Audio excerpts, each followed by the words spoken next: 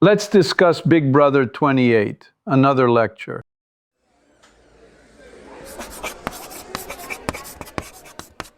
I'm Alexei. Let's begin with a structural overview. We are examining a long-running American reality competition in which contestants, called house guests, are sequestered under continuous camera and microphone surveillance. They have no phones, no internet, no news. In simpler terms, it is a pressure cooker where social strategy meets constant observation. Hi, I'm Priyanka. Thanks for listening with us today. To define our topic in lay terms, Big Brother 28 is the 2026 season of CBS's Big Brother, subtitled Time Trip. 17 house guests live together in a themed house, and each week one is evicted until a winner remains. Cameras roll 24/7. Viewers can even watch much of it outside the edited episodes. Technically, the rules operate via four core mechanisms. 1. The head of household, or HOH, is immune and nominates 3 house guests for eviction this season. 2. The power of veto allows its winner to remove a nominee. The veto holder cannot be named as the replacement. 3. The diary room is the private confessional where strategy is articulated and votes are cast. 4. On eviction night, the BB Blockbuster competition occurs between the 3 nominees. Its winner immediately leaves the block, reducing the field to 2 before the secret ballot. In a tie, the HOH votes publicly. The last 7 evictees become a sequestered jury and choose the winner at season's end. So, moving on. I think the bigger picture matters too. The show hit 1,000 episodes this season, right? How should we think about that? It is worth noting that reaching 1,000 episodes makes Big Brother the first US primetime series to do so. Historically, that places it alongside only a few global franchises in sheer volume. The milestone signals format resilience. It also justifies investment in innovations such as the 3 nominee structure and the same-night blockbuster, which increase uncertainty and arguably appointment viewing. We observe a parallel shift in distribution. Episodes stream on Paramount Plus and CBS On Demand, and live feeds now span Paramount Plus, Pluto TV, and for the first time, limited windows on YouTube.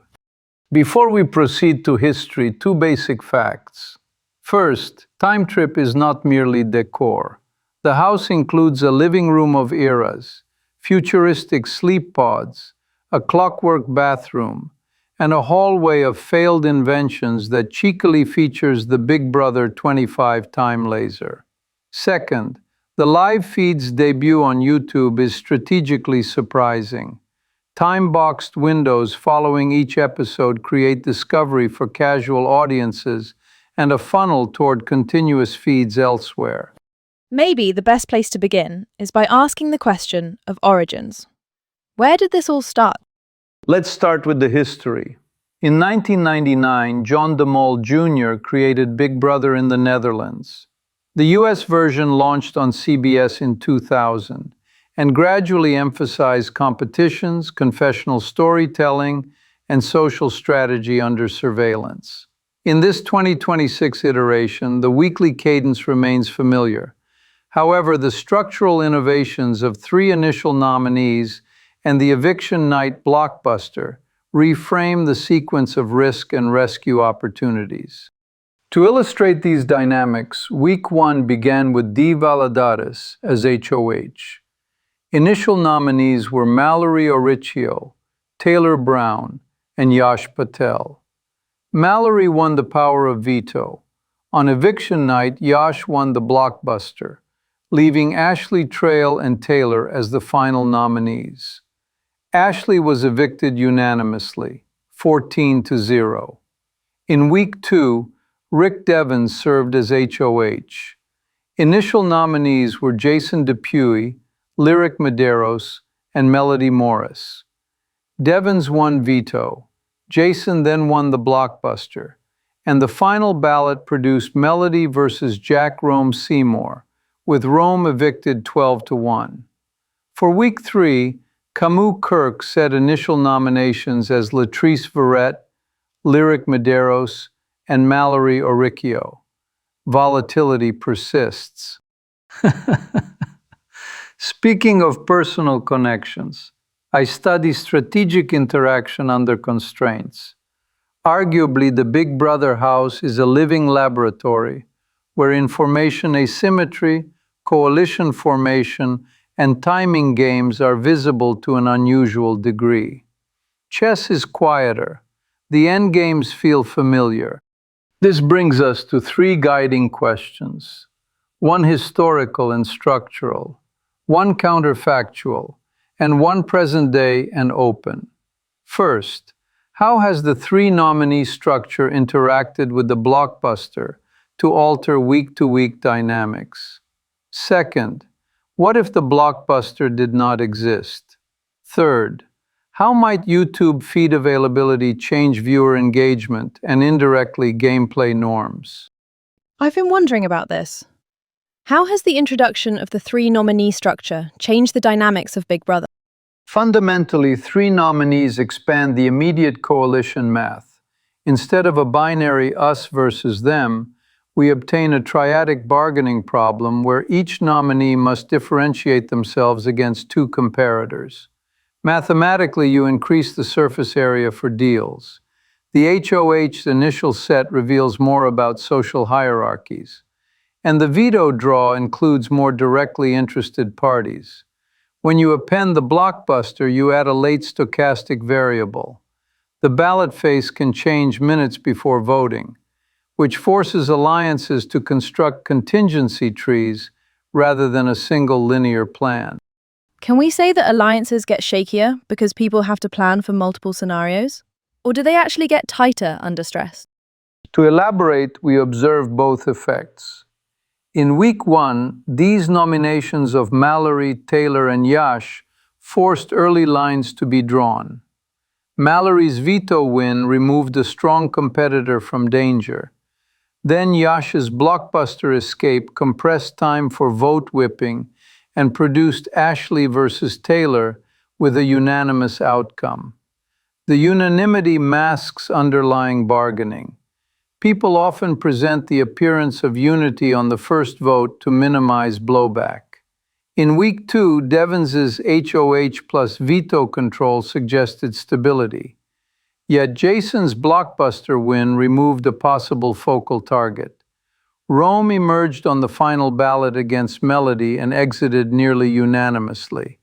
In both weeks, the late competition created a pivot that alliances had to pre-compute. The ones with superior contingency planning looked cohesive, even if their internal preferences diverged. What if we thought about it like this? If you are a middle-tier player, does the 3 nominee setup make it easier to hide? Or are you more likely to become the expendable third name? Arguably, middle-tier players are now at greater short-term risk, but with more late-stage outs. Being the expendable third is a real hazard. However, the blockbuster creates one final agency point each week. If you are average in competitions but socially adaptable, you can survive repeatedly. Note week 3 placing returning nominees like Lyric and Mallory back under pressure, which indicates the structure can entrench tiers. Still, precisely because 3 seats are open, social entrepreneurs can fracture majority plans by leveraging the veto plus blockbuster sequence to compel replacements and force last-minute consensus reshuffles. Next, let's explore the counterfactual. What if the BB blockbuster competition did not exist? If the blockbuster were absent, 2 things follow. First, the probability that the HOH's midweek plan survives to the vote increases. Late volatility decreases. Second, the veto becomes even more pivotal. Whoever holds it dictates whether a replacement nominee appears at all. In the observed week 1 sequence, Yash's late removal precipitated the Ashley versus Taylor ballot. Without Blockbuster, that precise late switch would not occur, though a replacement mechanism after veto still yields two nominees, and a Taylor versus Ashley vote could plausibly still result. In week 2, Jason's Blockbuster win erased his risk at the last minute. In the counterfactual, if Jason had remained a viable option, the House would have faced a different focal point, and Rome's near-unanimous exit becomes materially less likely. I'm curious about past seasons. Without this competition, how did things usually settle? Was it just more straightforward? Historically, under the traditional two-nominee format, the week precedes HOH nominations, veto, possible replacement, then a largely stable two-person ballot. Backdoors still occurred. However, once the veto ceremony locked the board, late chaos was rarer. Editors could foreshadow blindsides, but the set of outcomes was narrower. Players optimized for midweek control rather than eviction night heroics. By contrast, Big Brother 28's design places a competitive lever immediately before the vote. It both entertains and demands more real-time vote management. Let's transition to another aspect that is current and unresolved: the impact of YouTube feeds. How does the availability of live feeds on YouTube influence viewer engagement and strategy? We can infer two competing effects. Accessibility increases. YouTube's discovery engine and the time-boxed post-episode windows lower friction for casual or international viewers, which inflates the top of the funnel and may move some portion to Paramount Plus or Pluto TV for continuous feeds. On the other hand, players now face an even larger near real-time audience during the most visible post-episode windows. This could encourage performative behavior, or conversely, chill risky but strategically sound maneuvers during those intervals. Privacy concerns are not new here, yet enlarging the platform can magnify scrutiny and accelerate social media feedback loops that reach houseguest families and fan communities, which in turn can shape narrative frames once the players exit to jury or finale. From a different angle, what are longtime fans saying? Do they like the windows or prefer the old, all-in subscription model? Anecdotally, we see a split. Purists value uninterrupted access and context. Limited windows risk selective exposure that can mislead newcomers about who is driving strategy versus who is featured after episodes. Others welcome the outreach. More eyes can mean more informed voting for America's favorite house guest and broader cultural relevance. For researchers, this is a natural experiment. Comparing engagement metrics across platforms and weeks could reveal whether YouTube windows increase retention, deepen fandom, or simply spike short-term curiosity. In conclusion, Big Brother 28, or Time Trip, is a sequestered social strategy game under constant surveillance. Its distinctive elements this year are 3 initial nominees and an eviction night blockbuster that collapses the field to 2 just before voting. We considered 3 questions: how the structure reconfigures alliances and volatility, what might occur absent the blockbuster, and how YouTube feed windows may reshape audience behavior and gameplay norms. If you wish to extend the analysis, Survivor offers a fruitful comparison case. Vote management and jury dynamics rhyme, even if the mechanics diverge. Thank you for your attention.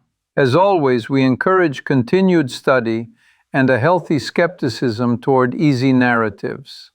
Thank you, Professor. That was helpful to think through, actually.